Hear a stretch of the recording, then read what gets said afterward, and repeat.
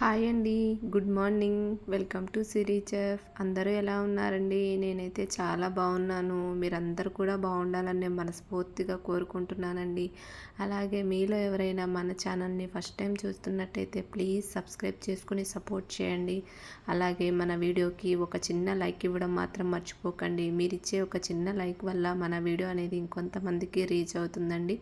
ఈరోజు డే వ్లాగ్లో ఒక మంచి చట్నీని అయితే చూపిస్తానండి. అది రైస్లోకైనా టిఫిన్లోకైనా చపాతీలోకైనా కూడా చాలా సూపర్గా ఉంటుంది. అలాగే చాలా తక్కువ ఇంగ్రీడియంట్స్తో చేసుకోవచ్చండి.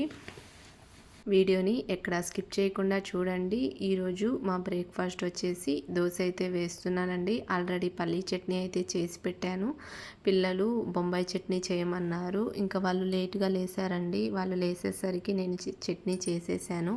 అందుకే బొంబాయి చట్నీ చేయలేదండి. ఆల్రెడీ ముందు రోజు చేసిన ఎర్రకారం ఉంటే ఇంకా ఎర్రకారము పల్లీ చట్నీతోటి తిన్నాము.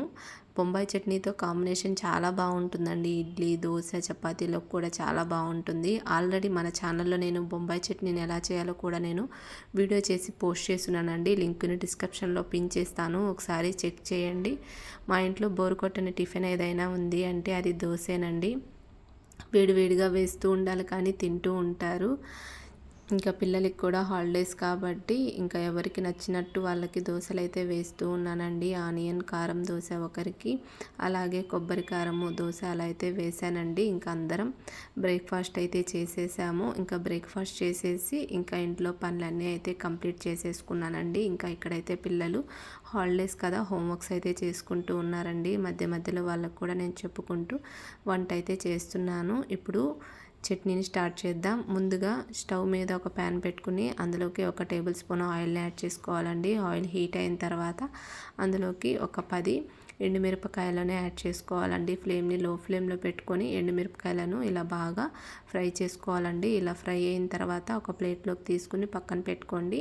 అదే ప్యాన్లోకి నేను ఇక్కడ 1/2 కేజీ వంకాయలను కట్ చేసుకుని ఉప్పు, పసుపు నీళ్ళల్లో వేసుకుని పక్కన పెట్టుకున్నానండి. వీటిని ఇలా ప్యాన్లోకి యాడ్ చేసేసుకుని మొత్తం అంతా ఒకసారి బాగా మిక్స్ చేసుకోండి.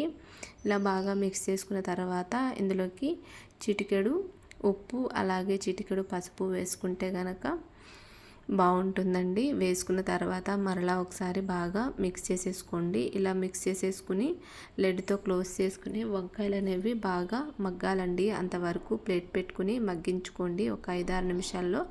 తర్వాత చూపిస్తున్నాను మీకు. వంకాయలు అనేవి ఇలా చక్కగా మగ్గిపోయాయి కదండి. ఇలా మగ్గిన తర్వాత స్టవ్ ఆఫ్ చేసేసుకొని పక్కన పెట్టేసుకోండి. ముందుగా మనము ఫ్రై చేసి పక్కన పెట్టుకున్న ఎండుమిరపకాయలు ఉన్నాయి కదండి, వాటిని మిక్సీ జార్లోకి యాడ్ చేసేసుకుని రుచికి సరిపడా ఉప్పును కూడా వేసుకుని ఒక 1/2 స్పూను జీలకర్ర, ఒక 5-6 వెల్లుల్లిని కూడా వేసుకుని బ్లెండ్ చేసుకొని తీసుకోవాలండి. ఇలా బ్లెండ్ చేసిన తర్వాత ఇందులోకి ఒక నిమ్మ సైజ్ అంతా చింతపండును కూడా నానబెట్టేసుకొని మిక్సీ జార్లోకి యాడ్ చేసేసుకుని బ్లెండ్ చేసి తీసుకోవాలండి. ఇలా బ్లెండ్ చేసిన తర్వాత ముందుగా మనము ఫ్రై చేసి పక్కన పెట్టుకున్న వంకాయలు చల్లారిన తర్వాత మిక్సీ జార్లోకి యాడ్ చేసేసుకుని కొంచెం కోర్సుగా బ్లెండ్ చేసుకోవాలండి. మరి మెత్తగా బ్లెండ్ చేసుకోకూడదు. అప్పుడే మనకి రోట్లో తిన్న ఫీలింగ్ అయితే వస్తుంది.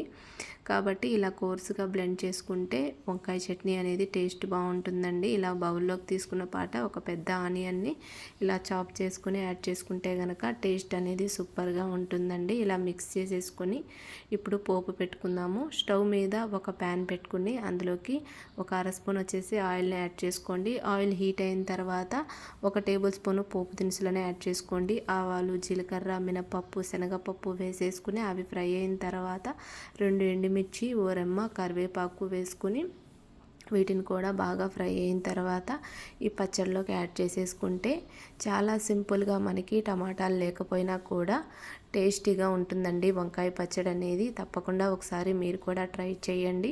ట్రై చేసి మీకు అందరికీ ఎలా కుదిరిందో కూడా కమెంట్ సెక్షన్లో కమెంట్ చేయండి. ఇది వేడి వేడి రైస్లోకైనా, చపాతీలోకైనా, ఇడ్లీలోకైనా, ఎందులోకైనా సూపర్గా ఉంటుందండి. ఇంకా మా పిల్లలకైతే నోట్లో నీళ్ళు ఊరుతూ ఉన్నాయండి. ఇంకా వేడివేడిగా రైస్ అయితే వడ్డించేసాను. ఇంకా వడియాలు వేయించాను. అందులోకి నెయ్యి అయితే వేసేసానండి. ఈ కాంబినేషన్ ఎప్పుడు తిన్నా కూడా టేస్ట్ అనేది సూపర్గా ఉంటుందండి. అలాగే ఈ కాంబినేషన్ మీలో ఎంతమందికి ఇష్టమో కూడా కమెంట్ సెక్షన్లో కమెంట్ చేయండి. అలాగే మధ్య మధ్యలో మనకి ఆనియన్స్ తగులుతూ ఉంటే ఈ వంకాయ పచ్చడి టేస్ట్ అయితే సూపర్గా ఉంటుందండి. ఈరోజు డే వ్లాగ్ అయితే ఇదేనండి. వ్లాగ్ మీకు అందరికీ ఎలా అనిపించిందో కూడా కమెంట్ సెక్షన్లో కమెంట్ చేయండి. వ్లాగ్ నచ్చితే లైక్ చేయండి, షేర్ చేయండి, కామెంట్ చేయండి. పక్కనే ఉన్న బెల్ని యాక్టివేట్ చేసుకోండి. మరొక కొత్త వ్లాగ్తో మీ ముందుంటాను. Bye friends, thank you so much for watching. Bye bye.